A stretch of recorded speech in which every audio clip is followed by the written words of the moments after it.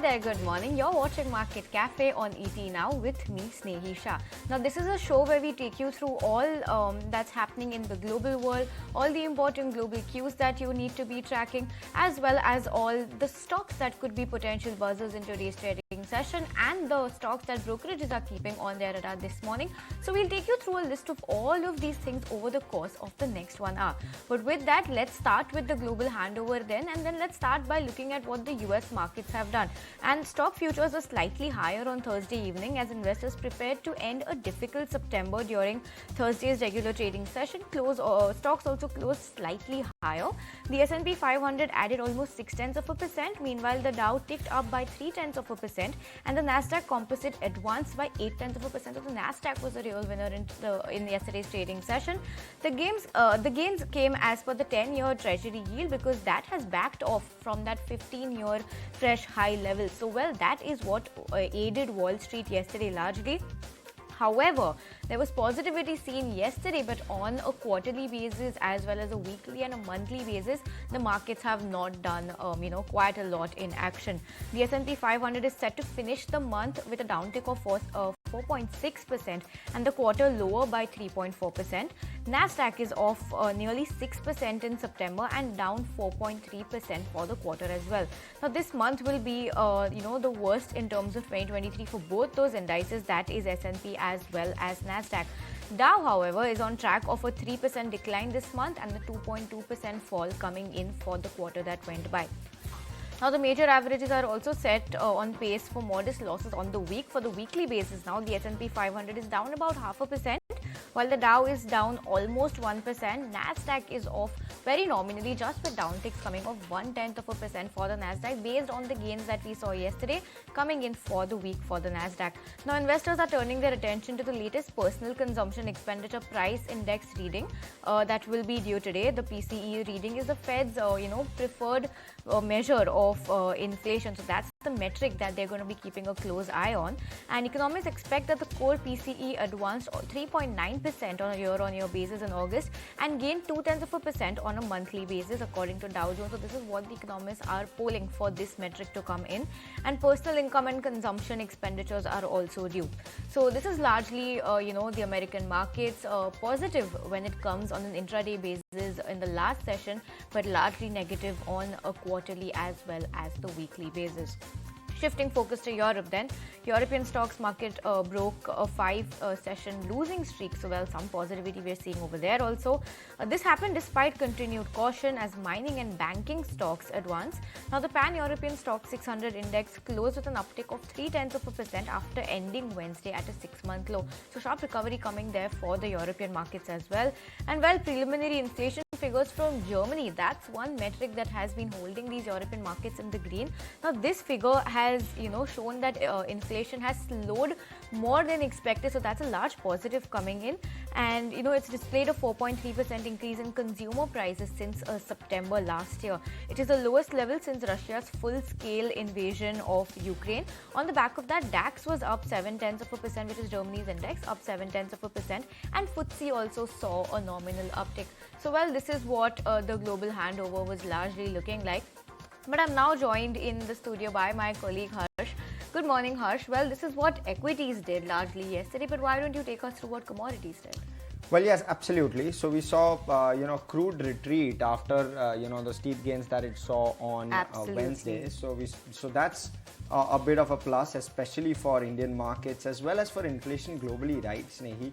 Also, what we are seeing largely is that gold prices, which have slid below that $1,900 an ounce mark, continue to remain in that region. You're seeing with regard to bonds as well as bond yields, 4.6% is now largely in and around is what the 10-year bond, the US 10-year bond yield is moving around, and therefore what you're seeing is the US dollar continuing to hold around that 106 mark, the dollar index. That's where we're at overall. So largely that's the cue coming in. Of course, the increase in oil prices was largely yesterday was largely on the back of declining oil inventory, which had taken place or which was disclosed by the US Energy Agency yesterday, and which is why we saw a bit of a bounce on crude, and it's been a volatile crude month. So what we're seeing on the WTI is just below $92 a barrel on the WTI, and on the Brent it's $95 a barrel. Well, absolutely, we will be keeping a close eye on, where these oil prices are headed going ahead.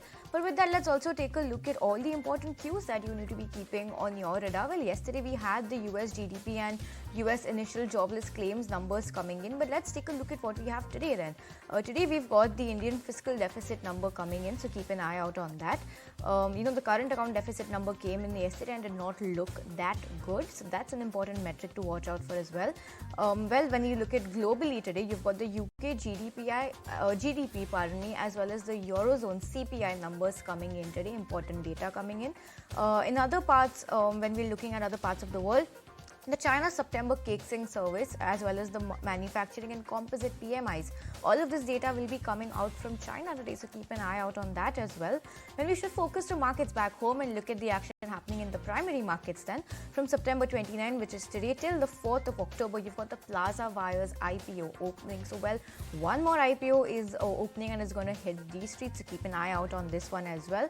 On the corporate action front then, you've got the board of RK Forgings. They will be meeting today to consider fundraising, so that stock will be in focus today. And also you've got the management of Finolex Cables. Now this company will be holding its annual general meeting today, so another stock that could be in focus, so keep an eye out on all of these cues. Right, let's quickly switch over to macros. The US economy expanded at an annual rate of 2.1% for the second quarter of 2023, coming in line with estimates and market expectations. Growth rate for the January to March quarter was revised upwards to 2.2%, but consumer spending came in weak as it rose 0.8%, the slowest pace in a year. For the July to September quarter, the economy is expected to grow at 4%, and keeping it with the macros, the US unemployment claims edged up modestly to around 204,000 this week after reaching their lowest levels in 8 months the previous week, indicating that the economy is still on firm ground. Of course, that will give some amount of room for the Fed to continue to hike rates, which is what they continue to suggest as part of their commentary. Well, and billionaire investor Ray Dalio says that he's closely watching the US fiscal situation and terms it as a risky situation. He also adds that the US is going to have a debt crisis. Remember, US debt levels have already surpassed that $33 trillion mark for the first time this month, and lawmakers are already negotiating a spending bill before the 1st of October. That's the deadline. Right, and let's switch over to Asia. Some good news for China as the IMF sees signs of stabilization in their economy from the recent data and projects a 5% economic growth this year. IMF also believes that China can grow at a faster pace over the medium term, citing boost from reforms over the medium term. Shifting gears to earnings now, Nike reported its quarter one earnings beating the street estimates. Stock rallied almost 9% in overnight trade. During the earnings call, executives stressed on strength rooting from consumer demand. Right, and as India steadily gains ground as a major iPhone maker, racist slurs are doing the rounds on Chinese social media against the made in India iPhones. Let's take it across to Sumita Karir for more on this. Sumita, what are these concerns being raised and how motivated are these in the wake of India's growing status as a major manufacturing hub? Half of iPhones produced in India are returned. iPhones produced in India facing serious quality issues. These ill-intentioned messages reportedly appeared on Chinese social media platforms and Twitter, clearly attacking India-made iPhones and very specifically the iPhone 15. A China-based journalist claimed that one of these tweets said that iPhones made in India could not pass Europe's standards. China-made ones were sent to replace them then. We'll speak about the veracity of these claims later, but first let's put things in perspective for you. Apple making iPhones in India is great, but Apple making the latest iPhone 15 in the country, which is being made available to Indian users at the same time as other consumers, is unprecedented. China has been Apple's longtime partner, but COVID-induced lockdowns, disrupting supply chains, the US-China tensions, and India's rising domestic consumption and manufacturing heft has pushed Apple to think of diversifying away from China. In April this year itself, Apple CEO Tim Cook made a commitment to invest across India. Industry data claims that 2 years ago, China manufactured around 95% of all iPhones compared to 3% that were manufactured in India. And today, that share has grown to 14%. And China, on the other hand, has come down to 86%. India even exported about $5 billion of iPhones in 2022 to 23, which is nearly 4 times as much as the previous period.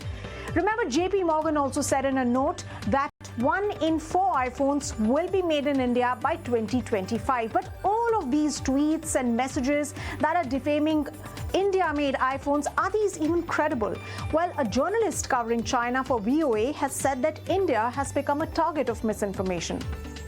Industry experts claim that if this is being done from China, the intent seems to spread a narrative which undermines the fact that India is slowly but surely gaining ground as a reliable manufacturing base for Apple. So this economic migration from China not only is an economic triumph, but more importantly, it's coming to India at China's cost. For decades, China has been known as the world's factory producing electronics, toys, and whatnot. But that's fast changing as a number of companies, growing number of companies like Intel, Microsoft, Dell, and Samsung are examining their concentration in the country and migrating out. India's position as a bright spot, even as the world slows down, has been hailed by global leaders, and India, representing the voice of Global South, was something that got only cemented at the G20 summit. Well, thanks so much, Samita, for that detailed explanation. Let's get a move on then. And the father of the Green Revolution, MS Swaminathan, has unfortunately passed away at the age of 98. My colleague Vikram Oza is here with the details of the vast legacy that he left behind. Listen in. This gentleman that we're about to talk about has been an agronomist, an agricultural scientist, a plant geneticist, an administrator, and a great humanitarian. We are speaking about MS Swaminathan. He's done several hats during his lifetime, his illustrious lifetime. He has been called the father of the Green Revolution, and Swaminathan has breathed his last. But clearly he leaves behind this glorious legacy, one that will be remembered for generations to come. In fact, MS Swaminathan's tryst with agricultural research started during the Quit India movement back in the year 1942. The horrific Bengal famine had coincided with Gandhiji's call for the Quit India movement. And stirred by the call for national duty, MS Swaminathan decided to pursue agriculture over medicine. His biggest breakthrough came in the year 1960, when he, along with Norman Borlaug and other scientists, developed the high-yield variety seeds of wheat. Then in the subsequent years, when India struggled with low grain production, it was MS Swaminathan who laid the foundation for the Green Revolution in India. This Green Revolution transformed India from a grain deficient to a grain surplus nation. Mr. Swaminathan's contributions to Indian agriculture has seen him play very vital roles at several research institutes. Back in the year 1972, he was appointed the Director General of the Indian Council of Agricultural Research, the ICAR, and he was appointed the Director General of International Rice Research Institute from the year 1982 to 1989. And before that, he served as the Principal Secretary in the Ministry of Agriculture as well. Also in the year 1987, he was awarded the prestigious World Food Prize for developing and spearheading the introduction of high-yielding wheat and rice varieties into India. The amount that he received from that award has been used to set up the MS Swaminathan Research Foundation in Chennai. In 1990, he coined the term Evergreen Revolution, where the objective was to address the continuous rise in sustainable productivity that human beings actually require. During this illustrious career that spans decades, MS Swaminathan received 84 honorary doctorates. He's published some 254 papers in various fields like cryogenetics, like crop improvement, like genetics, for all those contributions. M.S. Swaminathan, the father of India's green revolution, will never ever be forgotten.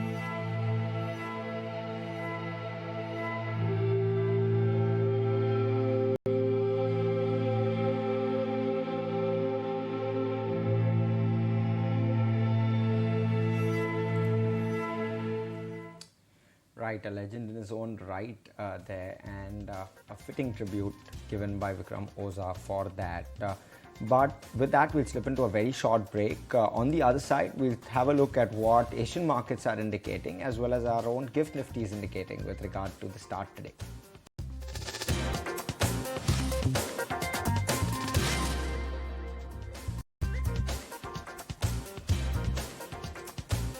Welcome back. You're watching Market Cafe on ET. Now let's quickly take you through what's happening in Asian indices and Asian markets.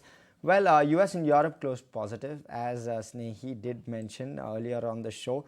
But very quickly looking at Asia, you're seeing around 0.25% uptick on the ASX 200, the Australian index, showing positivity on the back of those positive global cues. Even the KOSPI is currently trading flat but in the green nonetheless. You're seeing around 0.1% higher on the KOSPI. The Nikkei though is trading lower, marginally lower, but lower nonetheless. 0.1% lower is where the Nikkei is. Both the Hang Seng as well as the Shanghai are trading in the green. So you're seeing the Hang Seng up over 1.5%, as well as the Shanghai marginally in the green, up around 0.1% or thereabouts.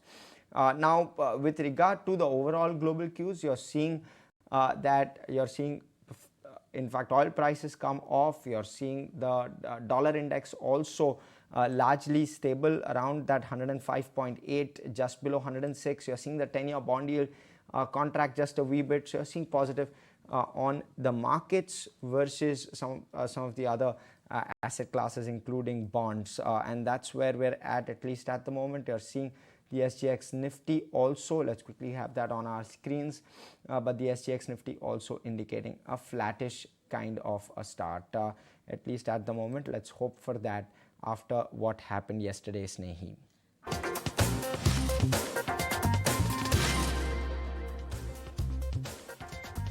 Well, let's sit with the macros, but on the Indian front, in the first quarter of FY24, India's current account deficit expanded to $9.2 billion, equivalent to 1.1% of GDP, and that expansion has happened on a sequential basis. However, it's narrowed compared to the same period last year when it stood at roughly $17.9 billion. This widening of the current account deficit was primarily driven by a higher trade deficit coupled with reduced net services surplus and a decline in private transfer receipts. India's foreign exchange reserves though grew by around $24.5 billion, while net foreign direct investment decreased by $5.1 billion. We had Indranil Pan, who is the chief economist at Yes Bank, and he shares his outlook for the Indian economy on the back of this data. Let's listen in to his views. From the 1.1% of deficit we just saw, we should see some amount of widening further, and the overall year's deficit could be in the region of 1.3 to 1.4%.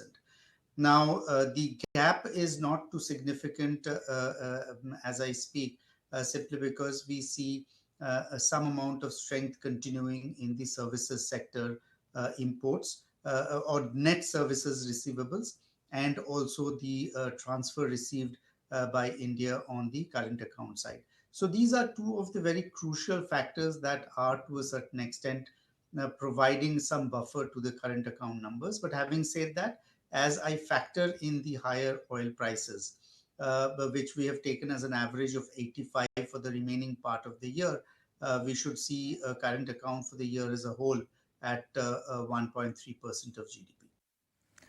Well, with that, let's shift focus from macros to autos, because it's all about autos this week, as auto dispatch figures will start trickling in. The two-wheeler as well as the tractor segment are expected to see tepid demand, but will festive fervor drive PV sales? Shrishti is here to tell us more and break that down for us. Shrishti, take it away.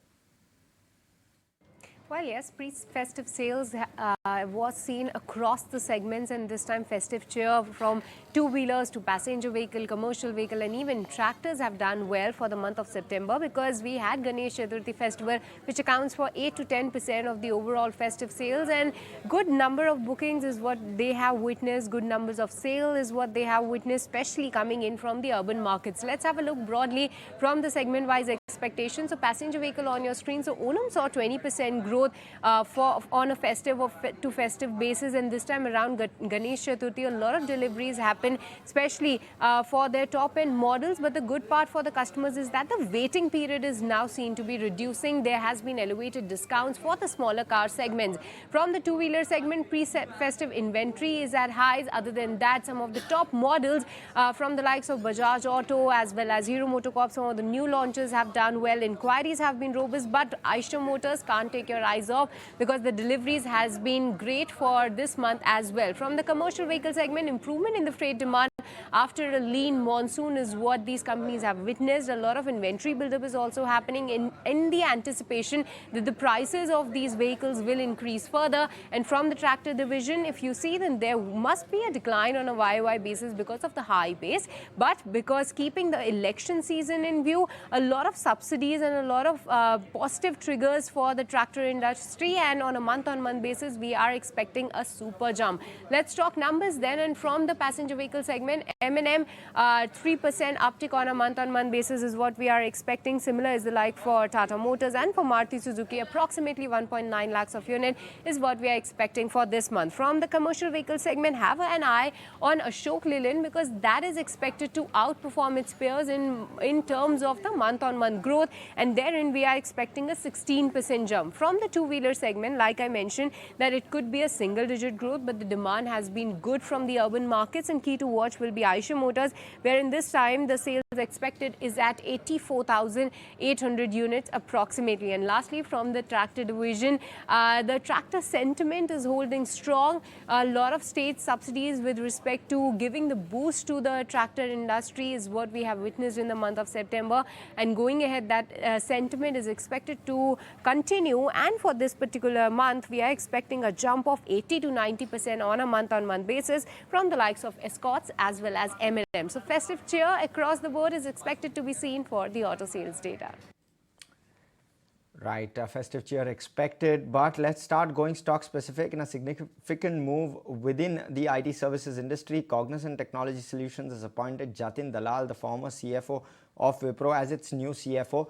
This transition is set to take place in December, as current CFO Jan Sigmund prepares for retirement in early 2024. Jatin Dalal has spent over 2 decades at Wipro, where he began as a treasury operations manager and rose to the position of president and CFO. Dalal's recent resignation from Wipro marks a new chapter in his career as he joins Cognizant in this key financial role.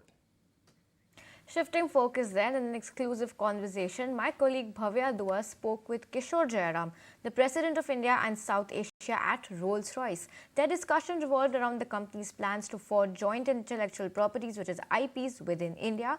With a strong emphasis on co-creation and co-development, Rolls-Royce is determined to contribute to the Atmanirbhar Bharat scheme. Here's a slice of that insightful exchange that they had. Listen in. Well, we've been in the Indian defense sector since 1936.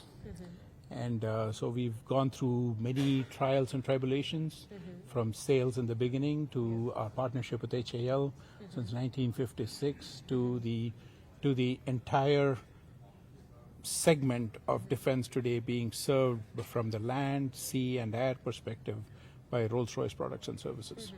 And through this journey, we have participated in the aerospace side, in the combat aircraft, the transport aircraft, and the training aircraft.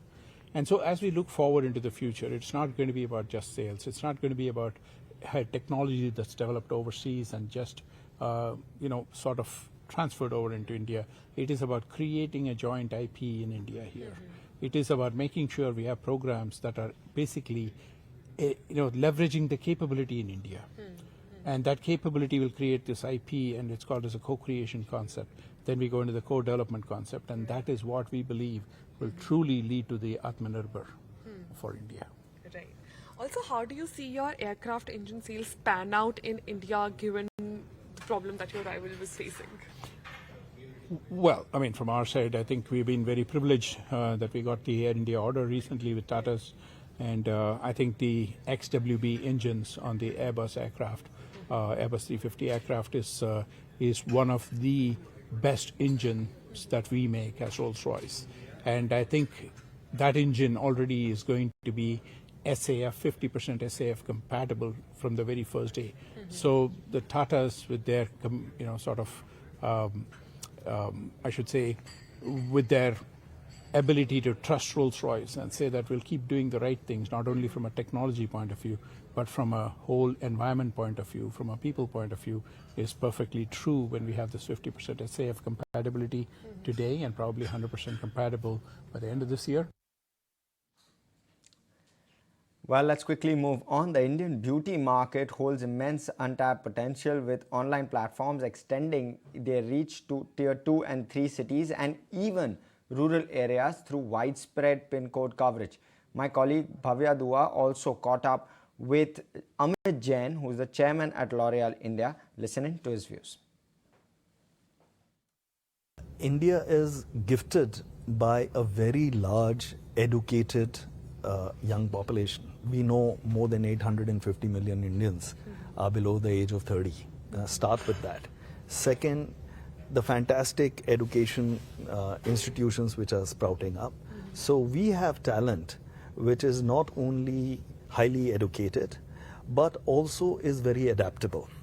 So having spent a significant part of my career working across Asia, Europe, North America, I can tell you Indian talent is in demand because we grew up really competing, working very hard. So there's competition, there's perseverance, and there is huge amount of adaptability among Indian employees, which really makes us, a very good reservoir for being a global talent force. And I'm glad that this is getting recognized by many multinationals and other institutions through the world. Right, right.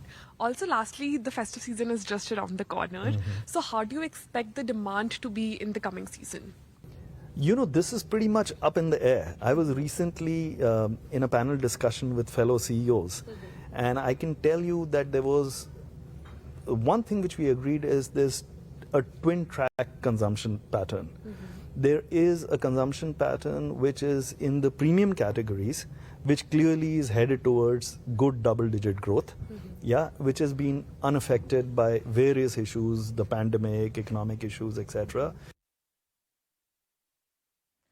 Well, that's the word coming in from the top boss at L'Oreal India. But let's shift focus to some news flow that we're just getting for you. And this is regarding MCX. Now, SEBI has advised MCX to hold their platform launch, and it will be conducting mock tests soon. Remember, the street cheered after the country's largest commodity derivatives boss informed the stock exchange that it would migrate to the TCS commodity derivatives platform by the 3rd of October. Right, and switching focus to the World Cup just around the corner now, and mania has taken over the hospitality and aviation sectors. Hotel tariffs and airfares are on an upward spiral given cricket fanatics want to watch their favorite cricketers live from the stadiums. Amid this frenzy, we at ET Now have collated some interesting data around the timelines of the key matches. Vinny is here with all of those details. Vinny. Good morning, and absolutely that cricket frenzy has actually started. And look at the prices of whether hotels or airfares that you look during the match days in those cities. Hotel prices or the flight prices for that day have been thrown out and kicked out of the park as well. There's a nice 6 that we're seeing coming in the prices over there. On the match days, you can see when the first match is there in India, Australia, 8th of October, that time you're seeing the prices on the match day. Look at the price versus the week before or the week after. Multi-fold growth in terms of the prices. 48,000 is what the price is at versus a week before of just 9,000. Even when you look at India-Pakistan match, the most awaited match for everyone over there, that time also you are seeing a sharp rise in prices from 6,000 a week before the hotel prices that has moved up to 86,000 rupees. So look at the sharp jump up that you're seeing in prices, as much as 150% increase in terms of prices that we have seen across the hotels. For a match versus Sri Lanka, we're seeing the prices also similar levels of growth on that one as well that we saw in Pakistan match during that time as well. Look at it, Precedent Hotel prices have moved up, and from 12,000 it's become to 21,500. Semi-finals, that's the first semi-final one. For that is on November 15th. Tried in Nariman Point, the prices are at 56,000 versus something like a 23,000 that would be there normally, or something like a 17,000. So multifold growth over there as well. Second semi-final, the price is even higher, from 14,500 moved up to 66,500 for hotel prices. Similar trends coming in on the final day of the match. From 10,000 it's moved up to 80,000, so eight times growth that we're seeing, and jump up in the prices on the final day of the match as well. That is on 19th November. And that is also seeing a sharp jump up in terms of the hotel prices. Airfare prices too have moved up, similar trends, 80% jump up in terms of the airfare prices as well, almost ranging in that range of 80% at least that we're seeing in terms of the price range as well. 8th of October, that is versus Australia match, so Delhi-Chennai flights have moved up from 5,794 to 6,600. Mumbai prices have remained almost the same. The exciting jump up that we've seen is the India-Pakistan match, because that is an important one and everyone's watching out for. Airfare prices have clearly seen a jump up on that one. Whether you see from Delhi to Ahmedabad or Mumbai to Ahmedabad, both the fares have seen a sharp jump up over there.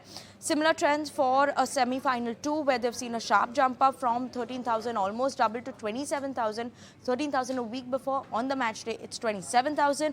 And the final day also, we are seeing a sharp jump up in terms of the prices. 5,000 would be something that is a week before, and jumped up to 21,000 on the match day.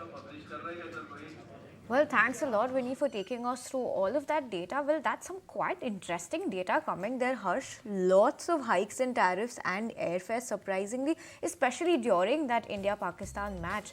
But with that, it's time to slip into a very short break. You don't go anywhere. We'll go stock specific when we return.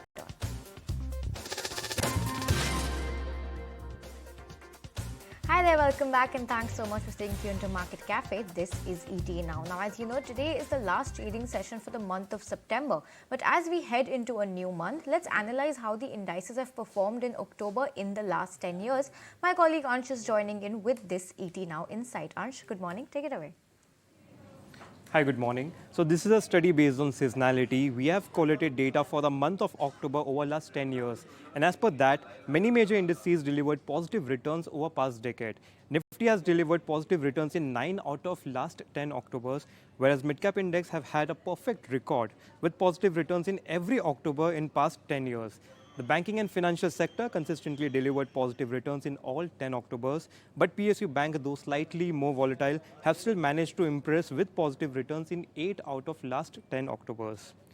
Now let's take a look on how various indices have performed in October on an average term basis. As you can see in the table as well, Nifty averaged a 2.9% return in October, Midcap Index slightly better, averaging 3.3%. However, the real standouts were banking and financial sector, delivering returns in the range of 5 to 9%. Lastly, if we check F&O stocks, we'll see ICICI Bank was the top performer in October with a flawless 10 on 10 positive closes, achieving an impressive 11.5% average October monthly return. Other stocks in our list also did well with 9 out of 10 positive closes and returns ranging from 5.7% to 11.4%. Right, Ansh, stick with us. Take us through all the cues coming in from the F&O segment. What's the snapshot really looking like for today? How's the setup looking? Sure. So as you can see on the chart as well, 19,650 fought with bulls, and finally on the 5th day, index gave a decisive breakdown from this level. Strong support seems directly at 19,200 to 250 level, where 100 DMA also lies. Now let's see what happened in F&O segment.